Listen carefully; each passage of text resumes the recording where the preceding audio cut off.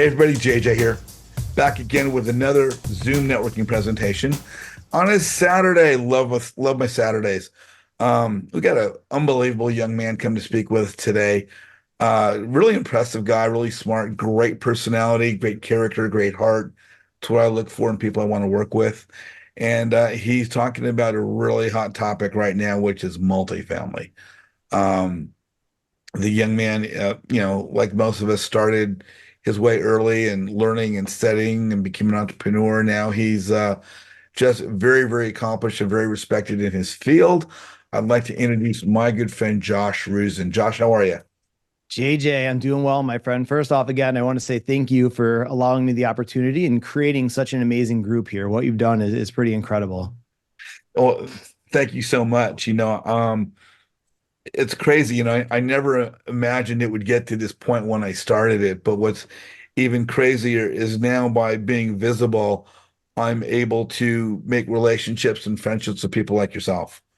And what do we want as real estate investors but to surround ourselves with successful people that will ideally their success and their good fortune and a little bit of luck will rub off on us. But it's a pleasure to call you a friend, and I've enjoyed our conversations because you're a heck of a great guy, and I look forward to us being able to sit down and have dinner and really get acquainted. Agreed. Hey, Can't wait. got a first question right off the bat. For those that don't know you, where in the country are you located?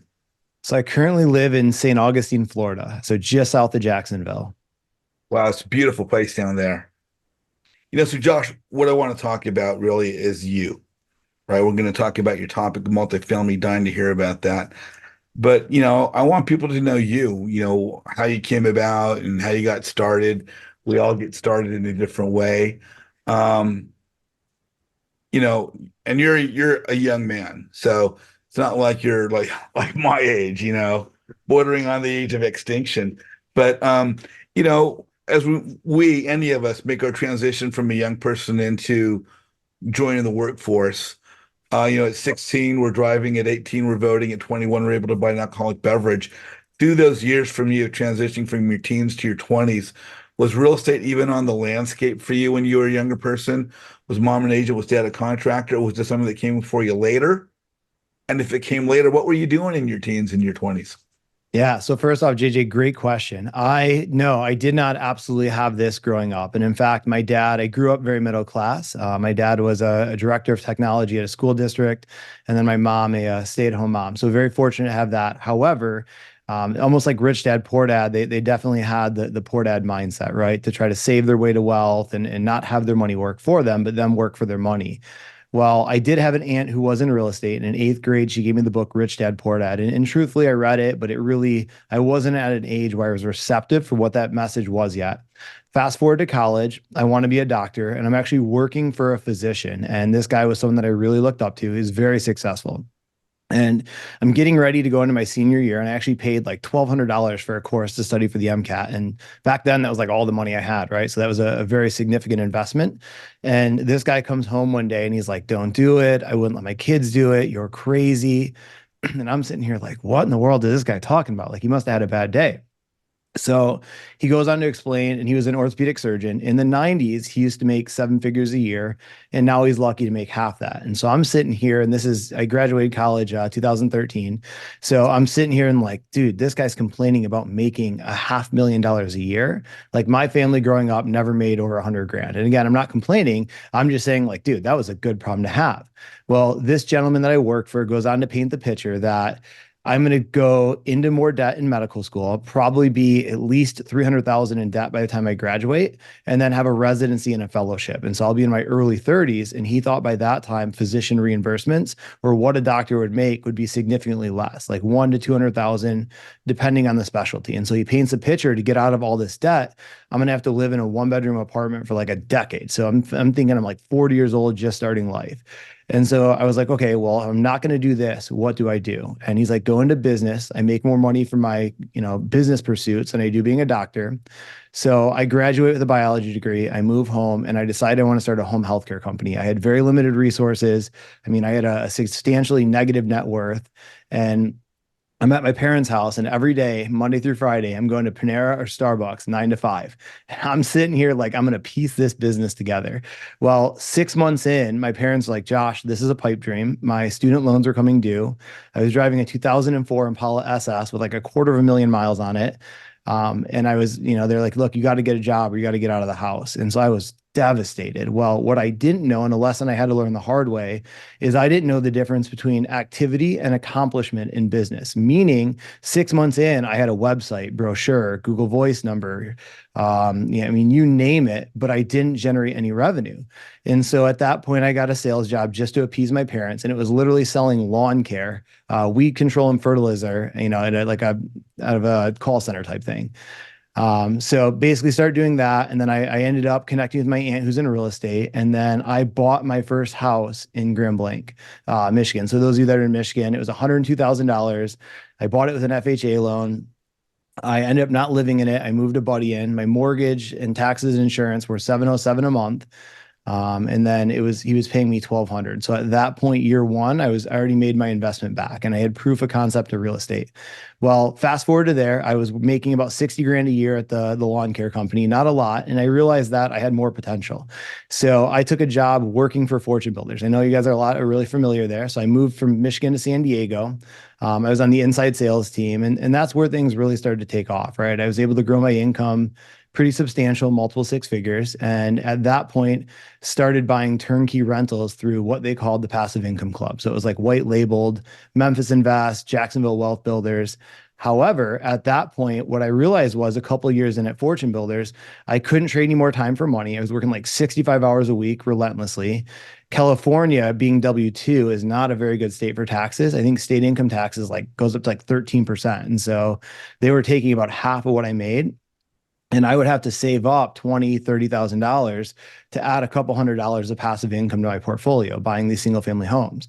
And so the way I look at things, it was going to take me a full decade to get where I wanted to be doing that. And I was like, there's got to be a faster way. And so a buddy and I paid $7,500 for 1 hour one-on-one with Grant Cardone. And we were going to open a sales training company because that's what we did. We sold, Fortune Builders education. So we fly out from San Diego to Miami. We meet with Grant, and this is in 2017. And Grant says, hey, son, if I was your age and could do it all over again, I would skip sales training. I'd go straight to apartment investing. If I did that, I'd be a billionaire instead of a millionaire. The only question is how many times over. So as we all know, Grant's a very bold dude. And obviously that's a very bold statement, but he carries some credibility. At the time, he definitely had a 9-figure net worth. And supposedly now he's a billionaire. We fly back and independently we have lunch with Dan, the owner of Fortune Builders. And he says the same thing. He wishes he would have skipped residential and went straight to commercial. So at that point, I had two people that I looked up to and I knew had really good results saying this was the way to go. So I was all in. I start studying everything I can with multifamily, right? Podcasts, YouTube, books. I start buying a ton of education. So I bought Michael Blanc's. I'm in Rod Khleif's Warrior program. I paid for Vinny Chopra. So quite a few different programs there. And then I end up leaving to go build these guys, Jake and Gino, their education company. So they're investors in the multifamily side looking to establish an education company. So I left San Diego in 2018. And then I moved to originally St. Augustine, Florida, then Knoxville, Tennessee. And guys, it was a scary move because that company was a startup. I went from making a few $100,000 a year to taking a 50K base and then some upside as the company grew. But I knew it was 2 steps backwards for 3 steps forward. And I knew that I could help build the education company with them and then learn the knowledge from them. So then fast forward to October of 18, I bought my first apartment complex. It was 132 units. We syndicated it. We bought it for 5.9 million in Louisville, Kentucky. When we bought it, rents on average were at 550. Market rent was 700. We liked the Louisville market because of the diversity and it was very cheap. People were moving there to live. And then we syndicated again. So raised capital, we raised $2.7 million. And then we sold that thing 3 years later for $10 million. Now, yeah, we crushed that deal. Wow. Fast forward to today, I currently have equity in 11 complexes. 10 of them are just joint ventures. So my own money and a partner or two. The 11th and largest is another syndicated deal. It's in Lexington, Kentucky. That's 143 units. We bought it 4.5 years ago for 9.75 million. We're actually selling it right now. We're under contract at 14, and someone will absolutely do really well with that deal. It's agency debt. If you guys are familiar with the debt market for multifamily, and it's an assumable loan that has, 6 years left on the term with a 3 in the interest rate. So there's, they'll do very, very well with that. So that's sort of my journey in a nutshell. JJ, what questions do you have on that?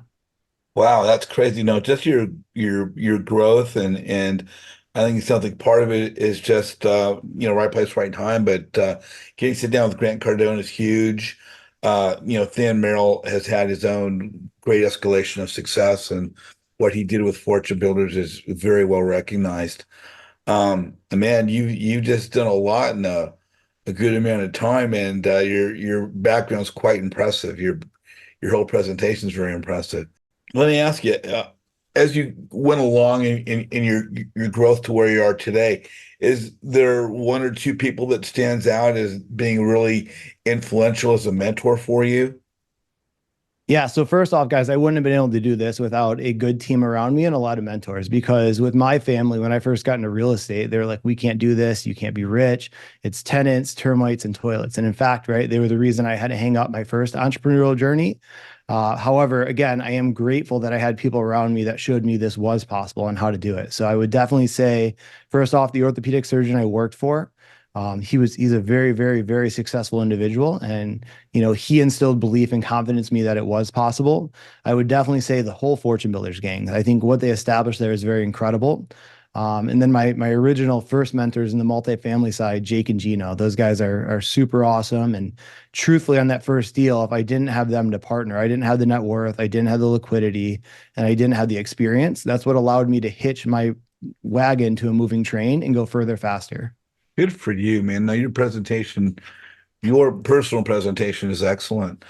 Okay, cool, guys. So again, if you haven't already, you're going to want to print out the sheet. I think you'll get a lot more out of this. So this is the sheet where we're going to go through. Again, if you don't have it printed out, at least download it. If you can print it out and write, you're going to get so much more from this. And you're probably going to want a calculator as well. So we already kind of covered my story here. In the multifamily space, I've done a total of 12 properties. I own 442 units currently, about 65 million in assets. So, and before we dive into the analysis, what I think is really important is to show you why I'm so bullish on multifamily right now and why I believe this is one of the best opportunities in this space that we've seen in the last decade. So, as all of us know, the Feds raised the fund rates here recently very, very fast. And in fact, you can see within recent history, the tightening cycle that they've gone through is very quick, right? Again, how fast and how high this line goes. And that alone has created quite a bit of challenge for a lot of multifamily operators, right? There were people that have short-term debt, so bridge debt, that's like a 2-year loan, or they have variable rate debt. And now they're in a position where if they're debt is coming mature, right? It's ballooning and they have to either refinance to new debt or sell. Instead of doing what we usually do would be a cash out refi, they have to do a cash in refi to get to perm debt. And so this is creating quite a big buying opportunity in the multifamily side. And then also interest rates and cap rates usually more move hand in hand. So the higher the cap rate, the lower the value. So right now, this has created a good buying opportunity to get in at a pretty good cost basis. Now, what we can see here too is eventually, we don't know when, no one has a crystal ball, but as the Feds begin to cut the funds rate, interest rates are going to go down. And then that money is going to be cheaper, right? We can borrow money at a cheaper cost then, and it's going to chase these assets and drive the prices up. So you're in an opportunity that's creating a really good buying opportunity right now. Now, also, another factor that's going on is during COVID, when the Fed's fund rate was very low, a lot of people took out construction loans. And so there was a all-time high of construction starts. Those take time to obviously get permitted and build. And so what you can see here is a lot of inventory is coming online. And in fact, that's pushing vacancy down or, vacancy rates down and then rent rates down as well because people are having to offer concessions. And as that plummets back to normal, the amount of inventory coming online, then we'll be able to see more rent growth again. However, as you know, apartments are valued based on their income. And so if we're taking the occupancy down and we're also lowering rents, this is creating a buying opportunity for us to buy these at quite a discount for distressed operators. And if we were to look at this and basically say, hey, everything has a market cycle, and I like this analogy of like summer, fall, winter, spring. I guess I'll open up to you guys. Where do you think we are in this chart? Are we in somewhere in the trough of the recession? Are we at the high? And this is specific for the multifamily sector. What do you think we're at? 5 o'clock, 7, 8?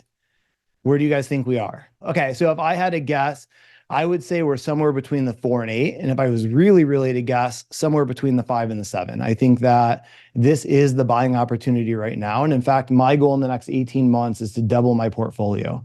The more you look at this, there's a lot of loan maturities in the next year and a lot of inventory coming online. And again, as soon as the Fed start cutting the fund rate, the prices, there's a lot of money sitting on the sidelines that didn't get deployed. These assets are going to start to climb in value again. And so that's, I want to create the opportunity there before we dive into the workshop. However, let's go into it, right? So let's kind of role play this deal. All right, so let's say you're calling brokers, you're going direct to seller, you're looking at a ton of deals. And in general, you probably got to look at 100 deals to find one. And let's say we find a property that we're like, oh gosh, this is a great deal. And we get excited about it. So we say it's 20 units and we're able to get it under contract for $1.5 million. Now, I am a value add investor. So I buy B and C class assets where I'm able to add value, right? Increase the rents, maybe charge some other fees and really fix the property up, right? It has deferred maintenance. So let's say our value add plan with this property is currently rents are sitting at $1,500 a month and market rent is $1,600. So that's a very reasonable $100 per month per unit rent bump. And let's say this owner doesn't know what he's doing. He's kind of burned out and vacancies at 25%, which is high. Now, us as experienced operators that have knowledge are able to fill those unleased units and get the vacancy down to 5%. And then take the operating expenses down to 45% of the gross income collected. And what I want to do now is let's kind of talk about how we're going to buy this. So obviously in real estate, one of the things we love is leverage. So we're going to go to the bank and let's say they give us a 70% loan to value loan. So they're going to cover 70% of that purchase price. They're going to be our biggest partner in this deal. So they're going to give us $1,050,000. We're going to have to come up with a down payment. And so that's the other 30% of 450,000. Now, I probably know what you're thinking, Josh, I'm not sitting on 450,000 cash. Well, guess what? That first deal we did, we needed 2.4 million to close, and we had another 300,000 in renovation budget. And I didn't have 2.7 million. So I hate to tell you that, but I did raise it and I did have partners and I was able to get my dad, my aunt, and a lot of my family and friends in it and create an amazing return for them as well.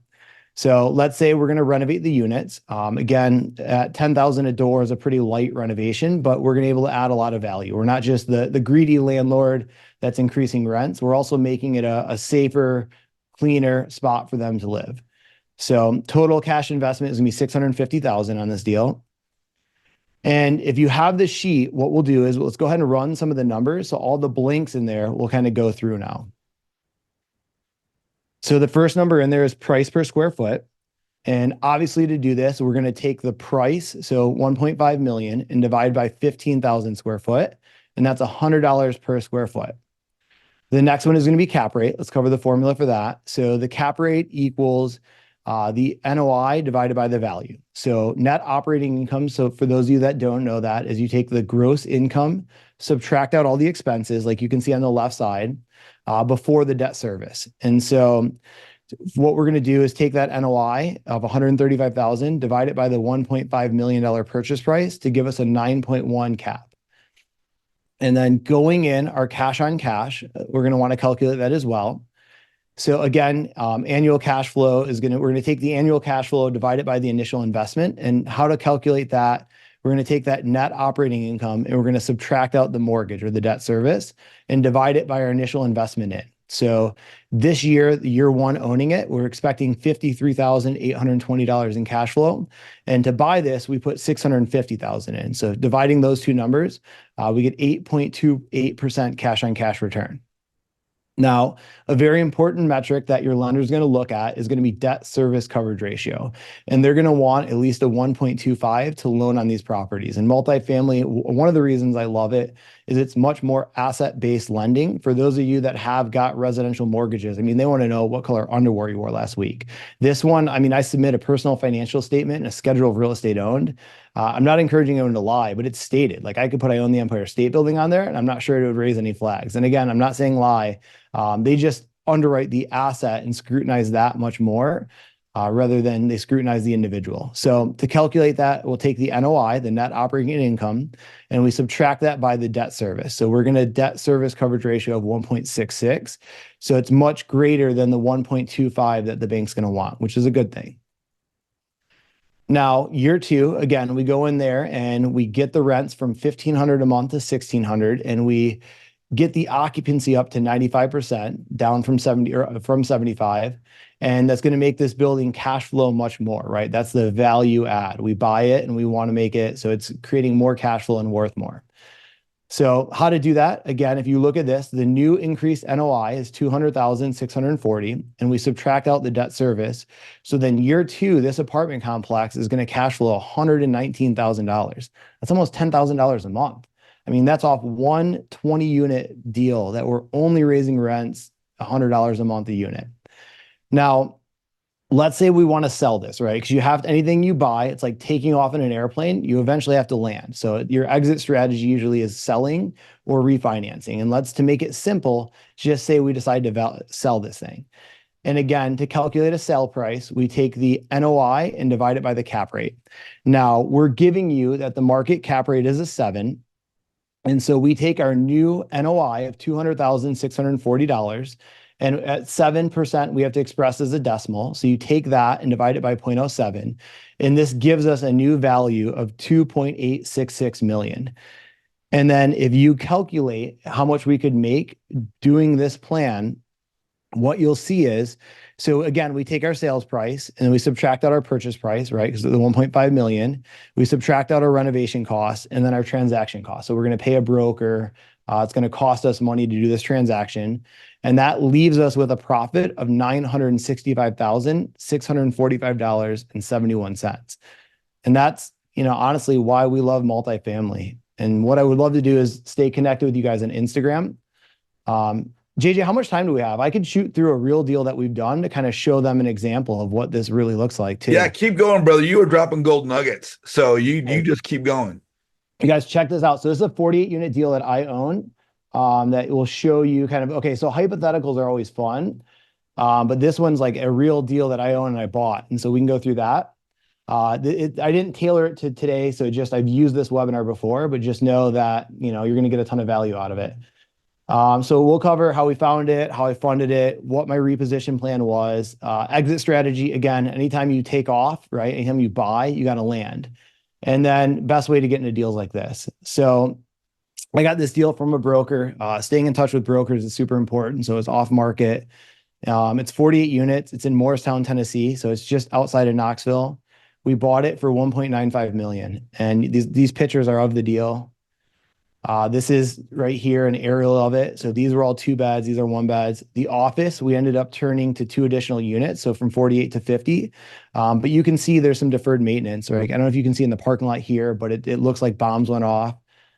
So there was a lot of value had to be done. And so what we did was we put on 3 new roofs. We resurfaced the parking lots, renovated all the units, and then we converted the office into 2 additional units. So from 48 to 50. And how I financed it was, so we bought it for 1.9 million. I used a local community bank and I got an 80% loan to cost loan. So they gave me 80% of the purchase price and 80% of my rehab budget. And I had a 300,000 rehab budget. So they gave me a $1.76 million loan. Now, 2 years later, I go to refinance this thing. And because I was able to, I think rents were 400 on average when I bought this. Market rent was 550 and it was like 50% occupied, right? This thing was a ghost town. These owners ran out of money. They weren't doing good. So 2 years later, I took a $1.9 million property and made it worth 4.75 million. Then when I went to go transfer into a new loan, we got a $3.28 million loan. And so we pulled out 1.5 million cash from this deal. I mean, it was incredible. Now, why I love refinancing versus selling these assets is one, I went from community bank to agency debt on this. So community bank is a 25-year amortization where agency is going to be 30. And so stretching out that amortization, even at a higher loan amount, I still cash flow very well. Now, this one specifically was a Fannie Mae loan. We got 10-year term, full term IO. So it's interest only. So this deal, even having 1.5 million pulled out of it, it still pays me a substantial figure monthly. And then two, when you get a loan, it's tax free, right? It's a refi. So it's not like I'm having to pay capital gains on this. And then I just stack these assets and sort of here's the goal. And here are some of the other assets I own in my portfolio. So it's like you can see again, the goal is just to rinse and repeat with these deals. And that's how you truly create, substantial monthly cash flow, and real generational wealth, in my opinion. Josh, we've got a question. Our first person asking a question is Jenny McLatcher. Jenny, you're on with Josh Roosen. What's your question? Hey Josh, I'm really pretty new to real estate investing, so I really don't understand cap rate. Can you explain that to me? Yeah, great question. So cap rate is a measure if we were to buy a deal all cash, right? So let's say we bought a $1 million deal all cash and it's at a 5 cap, right? That means we'd get a 5% cash on cash return. What cap rate is really indicative of is risk. And so, for example, here in Jacksonville, like an A-class deal. So let's say a 5-10-year-old deal is going to trade at a lower cap rate than would a B or C class deal, right? So I can get a higher cash on cash return on the older properties for a few reasons. One, there's more deferred maintenance, right? It's older, things are going to go wrong with it. And two, there's a different tenant base, right? Those are usually blue collar workers. There's more likely to turn over. They care about their credit less, and there's nothing wrong with any different type of them. But it's just, it can be used as a measure of risk. And then also cap rates vary by market. So your primary markets are a little bit more stable and lower cap rates. And then as you get to tertiary markets, cap rates go up, right? Because usually it's a smaller population. There's more challenges in managing it. There's less employers there. And then also you can look at markets where, like, if you're catching a falling knife, right? If the population is declining, you can usually buy at a higher cap rate. Where somewhere like Florida, Texas, where the population is growing very quickly, those cap rates are compressing. Josh, when one calculates a cap rate, and this is usually, well, multifamily, you've got multiple tenants. I know in commercial, you've got multiple tenants, but this has to do with the income and expenses to some extent, right? And you want to minimize your expenses and then raise your incomes if at all possible. Yes, correct. And the formula for cap rate, again, we covered it shortly, but it was cap rate equals the net operating income divided by the value of the deal. And that's, the formula for it. Dale Emery, you're on with Josh Roosen. What's your question? Thanks, Josh, for first off for sharing today with us and feeding us all these nuggets and this great information. Appreciate that. My question is, you did talk about when you bought your first multifamily of how you needed to get I guess it would be like the down payment part of what the bank is not supplying, right? As far as the loan. Can you briefly just kind of go over kind of what that plan was when you did that? Okay, so yeah, and I'll elaborate on this quite a bit. So we did a syndication. We did a Reg D 506B. Okay, so that's a filing with the SEC. We created a security. And basically, you have passive investors. I saw someone asked about GP and LP. Those are your limited partners. So they're literally equity investors in the deal. And then you have the general partnership, which is the group that puts the deal together. And I'll walk you through even more, which is really cool. So as a syndication, you charge fees because I didn't have, the money, the experience, all that to take the deal down on my own.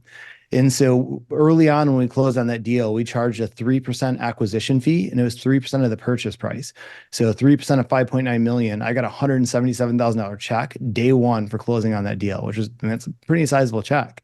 And now what you asked, and there's other fees too, right? We split the equity 70-30 on the back end. So of that, I don't know, 4.1 million we created, we got 30% of that. So that was a 7-figure check right there. It really stacks up fast. Now, okay, you asked, how do we raise the down payment? We created an offering and then we took it to our network, and they were equity investors, right? And so they participated in the cash flow, the tax benefits, and then ultimately the upside at the end when we sold. And we offered the way we structured it. Again, we did a 70-30 split. We did an 8% preferred return to the investors. So the first 8% of cash flow went to the investors. Anything above that, we did a catch-up provision. So 8 to 11.43 went to us. Anything above that, we split 70-30. Okay. Okay. Appreciate that. Yeah, I guess one of the things why I asked the question is, and with myself and probably with a lot of other investors, right, who haven't dove into those larger things like that, which we are really looking to do, is when we see that going, wow, this is like $1.5 million, $2 million for this property. That seems like far out for us to reach that point of buying something like that. So I think it's important what you shared, so we can get some idea that yeah, that's possible. Yeah, guys, I'm 34. I mean, I bought my first apartment complex at 28. I didn't have connections. I didn't have net worth. A lot of people for money to invest, they self-directed retirement accounts. JJ, I'm going to share my screen really quick and I'll show you some data on that first deal we did. Watch this. Sure. All right, here. So in here, this is the deal we bought. And you can see we projected when we underwrote it 6 to 8 year hold. Again, we exited in 3 years. We are offering an IRR, so internal rate of return. It's a much more complex topic than we have time for today, 20%. We ended up getting a 31.16. Again, bought it for 5.9 million, sold it for 10. We raised, 2.69 million, so 2.7, I rounded up. And then I doubled the investors' money. So you better believe that they were telling their friends and then offering to give it back. You can see here sort of as we bought it, here was sort of the income, like the trailing 12. Your big takeaway here is the NOI. We went from 274 to 613. I doubled this thing. So again, when we bought it, rents were at 550 on average. Market was 700. When I sold it, I was leasing up units at over 800. Here's some of the CapEx I did throughout the whole time that I held it. And then here's some pictures. So hope Wow. that's helpful. Impressive. Dale, did that kind of answer your question, Dale? Yes, thanks, Josh. Appreciate it. Mhm. Dale, always good to see you, my friend. Zach Seal, you are on with Josh Roosen. What's your question? Well, first of all, that was awesome. I'm just starting my multifamily journey, I guess you could say, trying to get into it. And where I need to improve the most is underwriting them. So that was super helpful with that. I would love to be a bird dog for you if you're open to that, where I could learn along the way as well. And then my question is, what qualifies you on that application For what? for the membership, the Multifamily Wealth Nation application? Oh, so it's free. Basically, here's what it is. I'll have Rod, who's my director of acquisition. So we reach out, right? We do broker outreach, we do mailers, like we do a ton of lead generation. He'll just reach out and we just want to make sure someone's serious and they'll go through it. There's no commitment, no credit card, nothing like that. I just don't like tire kickers. And I think so many people have so much access to so much stuff and they don't implement it. And that annoys me. And so I just want to make sure. And the other thing too is we make it, you get the course and it disappears after a week. So you have 1 week to go through it. And after that, it's gone. So after we give it to you. So it's again, here's the thing. If someone doesn't do it in a week, they're never going to do it. And so it's like I don't know. I put a lot of time, energy, and attention developing that course. So if someone can't put a couple hours going through it, then they'll probably never do it. Gotcha. Awesome. Thank you. And then where is this recording going to be? This recording will be on my YouTube channel. And if you register for my group, you'll get invited to all the upcoming guest speakers. And in the registration will also be an instruction on how to subscribe to the YouTube channel. But we'll also cover that when we get off the call to the breakout rooms afterwards. So if you guys are on the call right now, stick around for networking after the call, live breakout rooms, and we'll go over more about the recordings. Zach. Yeah, I'm in your group already. Perfect, brother. Are you getting the emails? Yeah. Perfect. Okay. Let's you and I get better acquainted. That's the next step. Yeah, I'm surprised you don't remember me. Well, got 4,000 people in the group, so I know, it's fair. I don't blame you. let's just I keep. thought, when I came in today, I thought you were gonna give me some crap. And they're like, "Where you been, man?" But you didn't Well, even the tough part about networking for all of us on either end is, the more we engage with people, the more they remember us. The more I Yes, gave to somebody, the more I remember them. yeah. And real estate, as Josh will tell, it's all about relationships, and that means just being visible again and again and again. I tell the people in my group, post in my group regularly, comment regularly, tag me as much as possible, and that way I see people more. But no, thank you for being in the group. Thank you for being on the call today, and I look forward to getting to know you better, so me and Josh can hang out. I love it. Thank you both so All much. right, thank you so much. Andy Surendranath, you are on with Josh Roosen. What's your question?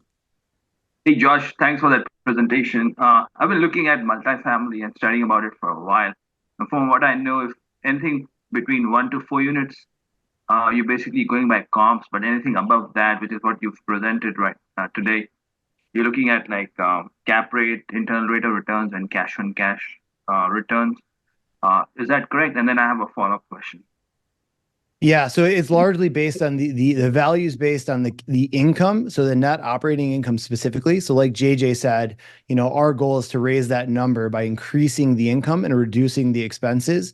And then cap rate also plays a factor in it. So those are the two factors that, create the value in an apartment complex. And with the with the cash on cash return, did you mention that that is calculated by subtracting the debt service from the net operating income and then dividing it by the initial investment? Is that correct? Correct. Yeah. So you got to get your cash flow, right? And then you take that by your initial investment divided by, and that's what creates your cash on cash return. Okay, one last question.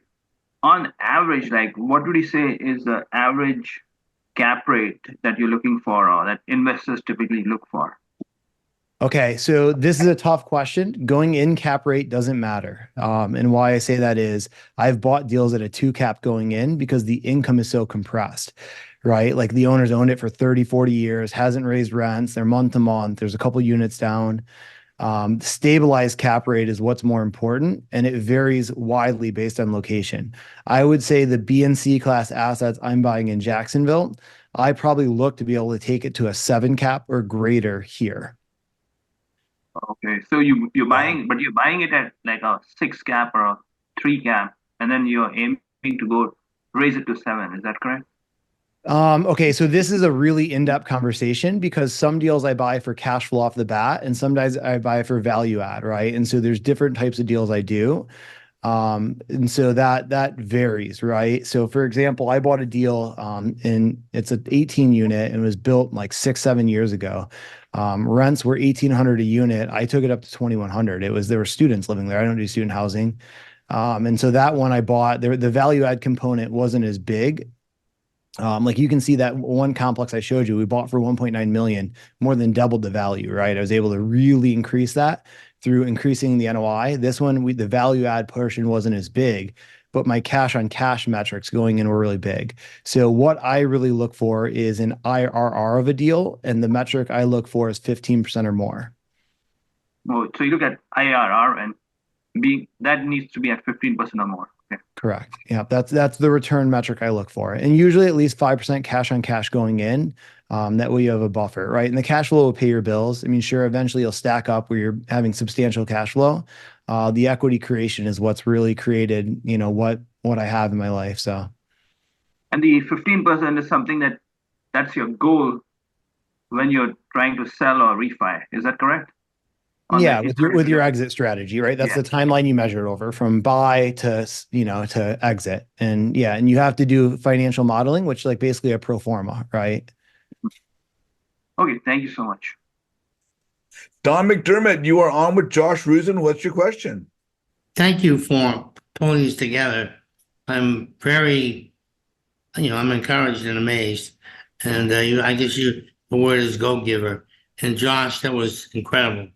Really, it's a little above my pay grade for a minute, but I mean, I'm not new to this. In 2003 to 2008, I bought 31 pre-foreclosed homes in pre-foreclosure, rehabbed them and sold them. And that was then. This is now. Now, I've been looking at some larger unit stuff, and I came across a couple of because we had a second home in a manufactured mobile home park. I saw that thing become, over the course of 10 years, become incredibly valuable and hundreds of millions of dollars. So, I think I could get it in, get it for short money, but it would require, a lot of renovation and buying some modular homes for people to move into. What are your thoughts about that? Okay, so mobile home parks I like. It's not my lane because if you can have the tenant own the home, you're just leasing the land and there's no maintenance, right? So that's a really good side of it. It's definitely a different tenant base than apartments or single family homes. And again, I don't know the deal, right? So it's not about price, it's about return on investment. Rob Beeman. Rob, you're on with Josh Roosen. What's your question? Hey, thanks, Josh. Great presentation. Actually, I have three quick questions for you. Number one is, what's your average turn time to exit out for your LPs on your projects that you do? Second is the insurance rates, the current rates, are they creating any issues with you getting deals to pencil out? And the third thing is, other than the targeted assets to be able to help you accomplish your goals for this year, what else do you need to be able to help accomplish the goals? Okay, so I've only done a couple syndications, right? So my average hold time, I did a 3-year hold, and we're exiting in just over 4.5 right now. Currently, I'm buying deals with my own money. I'm just in a position where I have the capital. I don't need outside investors. And so those deals, my plan is to start with community bank debt, perform my value add plan, refinance out, and hold for life. That way I have assets. My goal is cash flow, right? And generational wealth that I can pass down to. I don't have kids yet, but one day my big goals are kindergarten room dad, coach little league, and travel the world with my family. But I got to find the wife first. So, and then we can work on that. However, turn time, one of my partners owns a management company and I have really good teams. I would say I can turn an apartment complex in 18 to 36 months, depending on how heavy the lift is. And there's other factors too, right? A lot of times when you get these burned out landlords, all the units are month to month. And so I can tolerate with it, like I get an interest only loan for the first 24 months. So my debt service or my debt obligation is very little. I'll go through and I'll offer, half the tenants, let's say rent's at 800 and then market rent is 1200. I'll offer them the option that they can stay for 1,000 a month, and most of them will turn. And then the next year, again, I'll raise them to market rent. The people that leave, what I'll do is I'll end up turning those units. So, and then get those up to market rent, right? Now insurance in Tennessee, I'm probably paying 500 a unit a year. In Florida, 1,500 a unit a year. So a lot more expensive with everything going on here. I don't buy in flood zones. I stay away from a lot of the stuff insurance doesn't like Stab Lock, Zinsco, Fed Pacific breakers. There's more to it. We can go in depth, but yeah, sure. But everybody has to deal with it, right? It's not like I'm the only one dealing with it. The whole market is. And then your last question is, what could I use to add value here? I mean, that's a great question, right? I've been very fortunate where I've built out a team around me that we're doing very well. I would say, the best thing I could do is go through, take my course. I mean, it's absolutely free. And then tell me what you learn and how I can make it better, right? I would love to learn how I can add more value. And, a course like that is scalable, right? Meaning I can record it and thousands of people can go through it. So that feedback would be very incredible for me. Cool. So is there anything we can do to help you reach your goals? Sure. I mean, I'm open to partnering on deals. However, I have very specific criteria. And I usually, when I offer that, people send me these on-market deals or don't know how to underwrite, and it ends up like junking up a lot of my time. And just unfortunately, that's my most valuable resource. But yeah, if someone truly found a deal that was a really good deal in like Northeast Florida or East Tennessee, happy to take a look at it, and partner as well. So I mean, we're exiting that syndication next month. So I have quite a bit of capital I need to place, or the government's going to hit me with a large capital gains fee. And then also, I don't know if you guys saw this, but they just passed so that 100% bonus depreciation is back. So that's huge when buying. Like my adjusted gross income last year, my taxes was, I don't know, negative 133,000. I paid 3% on a substantial income last year. And that was self-employment tax that I couldn't get rid of. So multifamily, I'm so bullish on. It's such a great asset class. We have Carrie Garrigus on with Carrie. You're on with Josh Roosen. What's your question? Hi, thank you so much. So this was great. I want to learn a lot more. I'm definitely going to do your training that you have on your website. But you talked about even when you got started, you kind of dove into educating yourself as much as you could. Are there any other resources, books, or other trainings that you would recommend to further our knowledge in this area? Oh man. So like JJ, I've invested quite heavily in my own education, right? I'm definitely six figures into mentors, Yeah. courses, various things like that, but it's paid off, right? And again, a lot of those just, to kind of give a frame on them, I feel like it's getting like the best gym. Like let's say we want to get in the best shape of our life, right? You're getting like a personal trainer, the best supplements, the best, diet plan, all of that, but you still got to lift the weights, right? And that's what most people I think expect. They invest, I don't know, 50 grand into a program and it's done for you, right? It's just kind of giving you the knowledge and the guidance. What I would say is if we want to start with free, the first two books I read were by Dave Lindahl, Multifamily Millions and Emerging Markets. They're a little bit outdated with some of the numbers they give, but that got me really excited. I don't really follow as many people in the space as more as I've just sort of, I don't really need too much more new knowledge. Old Capital is a podcast that I follow. They have really good knowledge. So Old Capital is a debt brokerage, and they put out really good stuff. But again, I don't know. Connect with me on Instagram. We can discuss further. I'll build out a list of some pretty cool resources. Shoot me a DM, and I'll send you over what I think would be helpful if I were to, restart this journey in today's market. Thank you. Of course. Josh, we got another question here. Samuel Elizondo, you're on with Josh Roosen. What's your question, Samuel? Yes, thank you. I think you've already answered the question about management. My question was, are you self-managing or do you have a team managing your assets for you? But I think you've already gone through that. But I guess my next question would be, are most of your deals recourse, non-recourse loans? How are you handling those? Yeah, great question. First off, I'm not shy of recourse debt. Your house is a recourse loan, right? As long as you know what you're doing. Multifamily is a pretty recession resistant asset. And honestly, with your risk adjusted returns, it's really hard to beat. Now, Community Bank is recourse. So they have, let's say it's $1 million loan and my pro rata share of it's like 700,000. They make me guarantee 110% of that. So if I lost that property, they would come after me for $770,000. Again, I've never defaulted on a property. And then my agency debt, of course, is non-recourse. And what that means for you guys that don't know is they wouldn't come after my personal assets and personal liability, but I would never get another Freddie or Fannie loan again if I defaulted. The Justin Kremer the Great, you are on with Josh Roosen. What's your question, my friend? JJ, as usual, thank you so much for what you do. And then Josh, thank you for sharing your wisdom with us. This is amazing. My question is, I like to hear a little bit of the backstory usually. So for us investors, especially newer investors, the idea of creating a fund and going after funding for $1 million assets, like I think somebody mentioned earlier, is kind of like, ooh, what did that look like for you when you first did your first property and had to go after funding? Could you speak a little bit to that?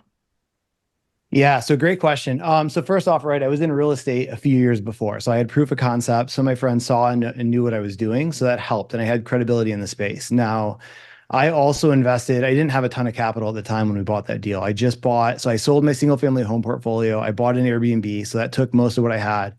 And then I had 75 grand that I put in as a limited partner in that deal. So I think that some of my family invested out of almost like pity, like here, kid, take this. And it worked out really damn well, right? Again, I doubled their investment and they got tax benefits, all of that. So that was really, really awesome. However, we created a pitch deck. We held a webinar. Then we followed up and we raised the capital. So I think to raise the 2.7 million, we had like 32 or 34 investors. Oh, wow. And then that's how we funded it. But it was a grind, right? Of course, at that time, I didn't have as much proof of concept. What did help though is I partnered with someone that was more experienced in the space. So where I lacked in credibility, they were able to kind of back it up, and that really gave me confidence too. Because full transparency, my parents, like I said, I didn't come from money. So if I would have screwed that up, my dad could have been the Walmart greeter, which would have been really that would have been his retirement. And so it was a lot of weight on my shoulders. Yeah. And even cooler than this, fast forward to today, my dad owns a 20-unit apartment complex, 26 townhomes, 52 storage units. He actually, went from, I may have to be his retirement to he might leave me an inheritance. And if I didn't take that step and that leap, he probably never would have done it. And in fact, the 20 unit he bought, he actually bought a couple of years ago for 1.2 million. He owns half of it. And he's selling it for 2.6 right now. So he'll crush. Wow, that's amazing, man. That's Yeah. so great. So I do have a follow-up question. What, like right now in your business, what are some of the biggest, like what is the biggest challenge you're facing right now? Is it just finding good deals or like what does that look like for you guys? Yeah, acquisitions, right? I'm very conservative, so I only buy a deal or two a year. I didn't buy anything last year, if we're being fully honest. Mm-hmm. So that's definitely a challenge there. People, right? People, systems, culture. So as you scale, it's not about, the fortune builders people will know this. It's about like the E-Myth, right? You want to build it as a entrepreneur, not a technician. And Yeah. so for me, it's having SOPs, it's having better processes, it's having creating a good culture within it, creating buy-in so that they can win as well. And a team around me. And actually, while you say that, I got to give a shout out. I have a good friend that's on this call. Her name's Sydney. She's actually folding laundry. If you guys see, I don't mean to draw attention to her. And but honestly, without good people like that around me in my life, I wouldn't be where I'm at. And then believing in me too, right? Because first, when you asked what it was like, it took me 13 months from the day I started studying multifamily until I got my first deal. So Wow, most yeah. people give up in that grind, right? Yeah. Month 6, month 7. If I would have done Yeah. that, I'd have zero to show for it. And so Yeah. it's this almost hockey stick curve, right? Slow, slow, slow, and then bam, Yeah. you know. As long as you don't give up, that's 100% right. Yeah. You keep Yeah, going. and the right people around you, right? I think Yeah. that's very important. I wouldn't have been able to take that knowledge and implement it and get results without that. I didn't have the net worth for that deal. Yeah. I didn't have the liquidity, and so having that is very important. Yeah.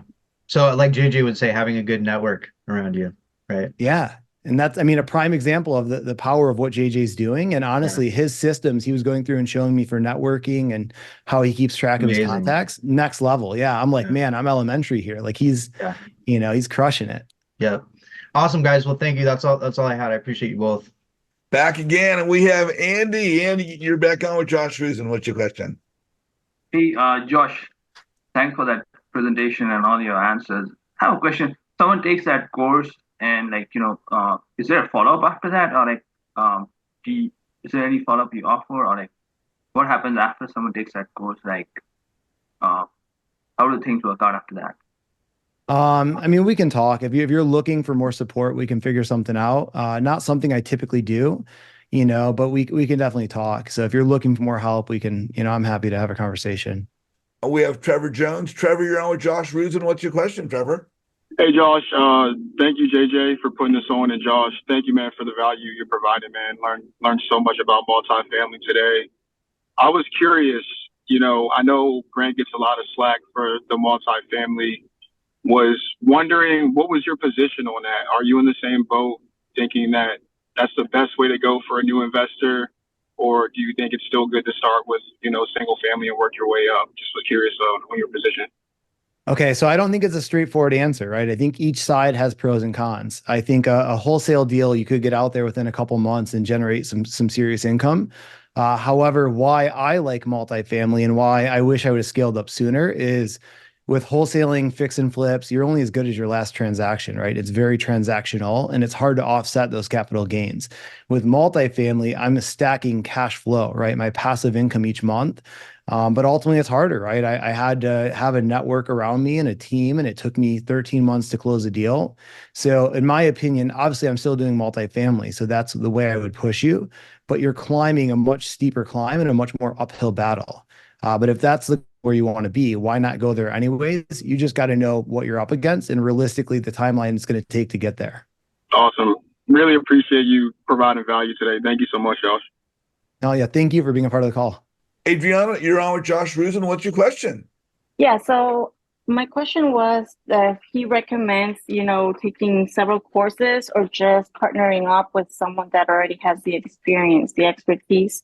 So it's hard, right? Because again, here's the conundrum you're going to get into. It's like, what came first, the chicken or the egg, right? Because if you partner up with someone experienced, it's like everybody wants to partner with someone experienced, but you got to ask, what do you bring to the table, right? Because their time they have the knowledge, the money, and the resources. It's like, all right, what are you bringing? So in my opinion, I would find one or two people in the space that you relate to, that they have the results that you want.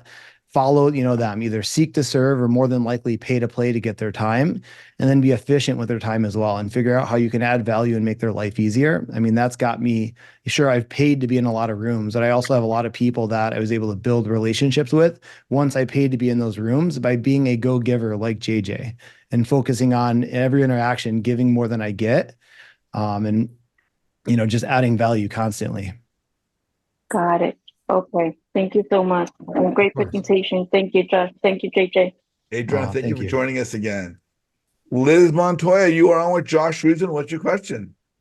Hi. You mentioned about self-education that you put in about six figures. For what were like your beginnings, your beginning at self-education that either, actually, it's like I feel like I have two questions. I don't know which one to ask, either that one or what would you recommend to be like something to invest in to get this self-education? Because I've paid a mentor before to get a duplex in like out of state. So I value like mentorships. Like I see the value in that, but it's like now I'm looking, okay, what's my next one? Which one, what approach? Because there's so many out there. So yeah. Yeah. Okay. So first you got to get clear on what you're looking to do and then find someone that you relate with, you think they're going to fulfill. They're not like this huge guru. A lot of times although those big groups, there's value in the network. I prefer more intimate access to the people I'm working with. And then just get clear on what they're offering, what results other students have gotten before. And then, you got to weigh that. I would have calls with 3 or 4 education groups and decide the best one and just go all in. I want to get an idea because I know syndication is definitely like one of many paths, and I'm definitely interested because it's I'm assuming like more return. Trying to think of the best way to ask this. So from one program that I found out, it was like a 30K investment. I don't know if that's like normal or average or because I want to know what I'm dealing with in terms of how much of an investment that I need to put in. Because I just got this duplex last year, so like I'm kind of low on money right now. Had to put in repairs, so I want to get an idea. Yeah. So here's what I'd recommend, right? I'm giving you a course for free. If you take that link, click, put your info in. And then if you want to discuss further, more than happy to have a call and figure out what that would look like. But again, just like you evaluate a real estate deal, it's not about price, it's about ROI, right? I would spend $1 million if I knew I could make 3, like all day. And sure, I've never paid $1 million for a mentorship, but again, it comes down to that. Now, sure, having the means and not putting yourself in a bad spot, that's a different question, right? Because you're not going to succeed putting yourself behind the 8 ball, and you got to be smart about things. And the truth is, the more, the more success someone has, the more valuable their time could be, right? Like now, okay, I paid $7,500 for an hour one-on-one with Grant. Now he's $100,000 for 3 hours. So it's like, I got a hell of a deal. Most people would tell me I'm crazy spending $7,500 for 1 hour with one guy. And he gave me 2 hours, just so you guys know. So I got a better deal than I thought. However, most people would say that's crazy. And then I would compare my results to most people and say they're crazy, Yeah. And just to tail onto that question, we talk about education programs. I know in my group, there are people in my group from over 35 different education programs. And I'm learning about new programs every day. So Josh, there's got to be 50, 100 programs out there easily. People have paid anywhere from thousands to tens of thousands of dollars for programs to learn different variations of different aspects of real estate of the people that are in my group. So I'm aware of what's being spent and the groups that they're spending them on. A couple of years ago spent $25,000 for a program because one of my mentors started with the person that was pitching this program and said, if you want to be in that person's seat, then you need to take this training for a year. And they had 4 meetups and they had weekly Zoom calls. And of course, I've got a weekly Zoom call. I'm prefacing this with, maybe we should have gone backwards. When I started 5.5, 6 years ago with Fortune Builders, they had every city has a satellite group.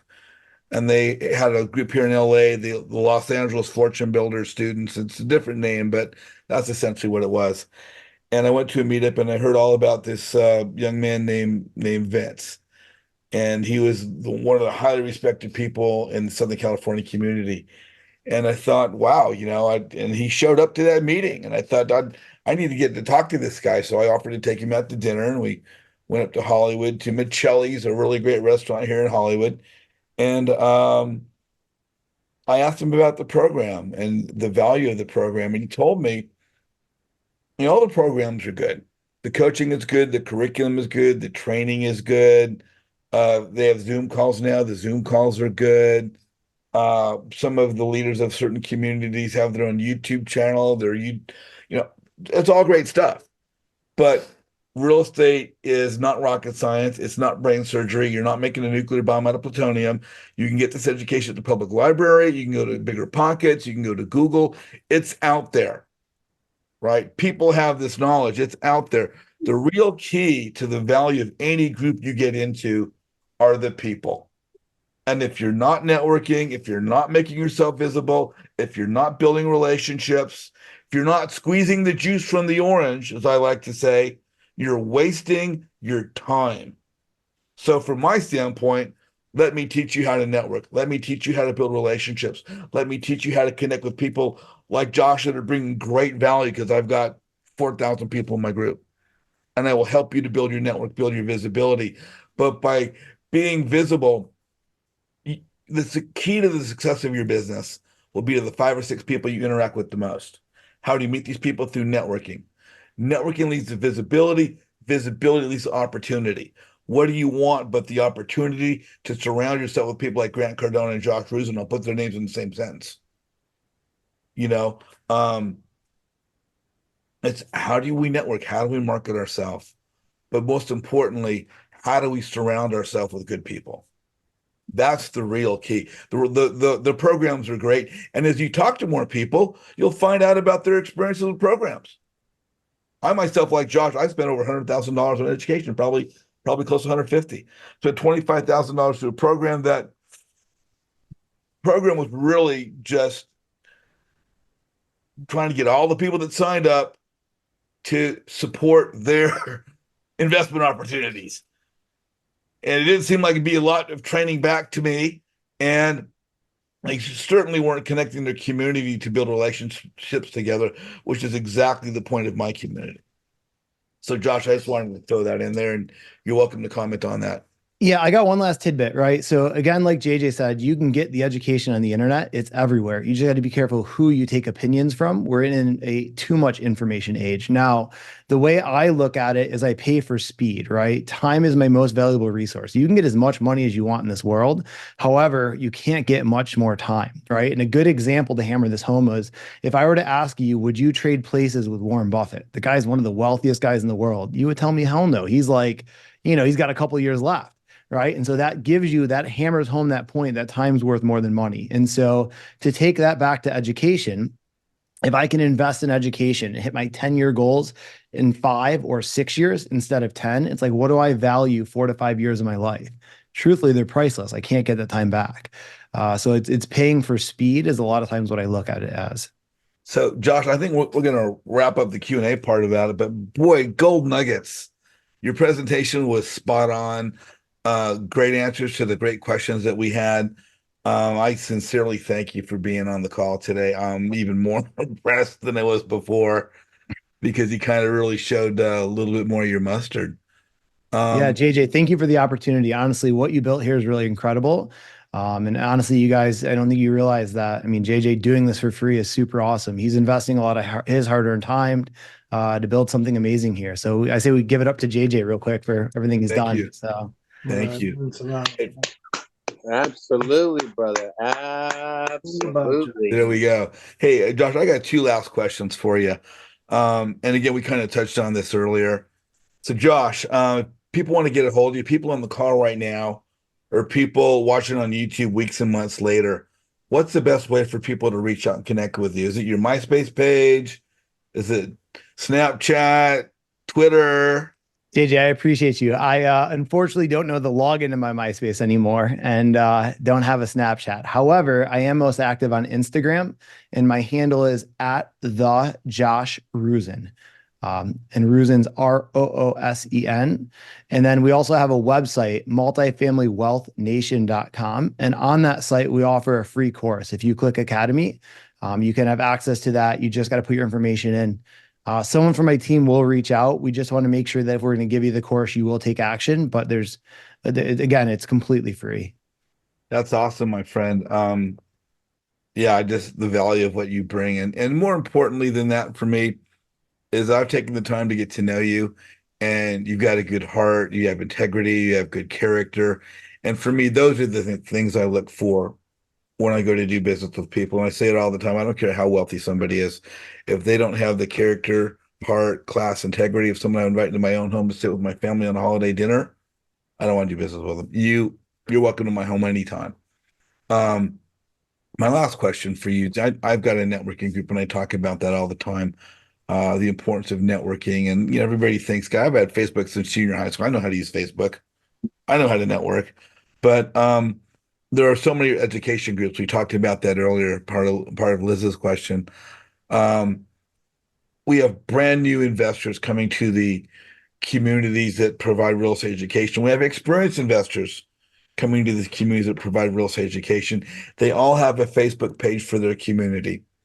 And they're all saying, use Facebook, use Instagram, use LinkedIn to network, to build your business. And a lot of people really just don't, or maybe don't know how to use it.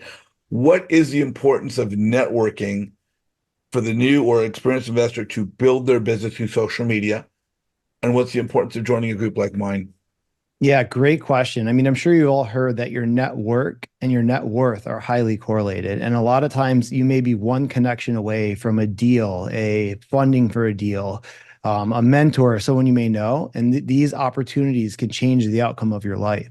Right. So for example, if I wouldn't have had, the doctor I worked for, or, Grant or Than or some of those guys, I wouldn't be where I'm at today, left to my own device. So that you can substantially change the outcome of your life by giving the network, and also offering value to people. And I found that it always comes back to me tenfold, right? If you just give more than you get. And again, JJ, you're the perfect example of that, brother.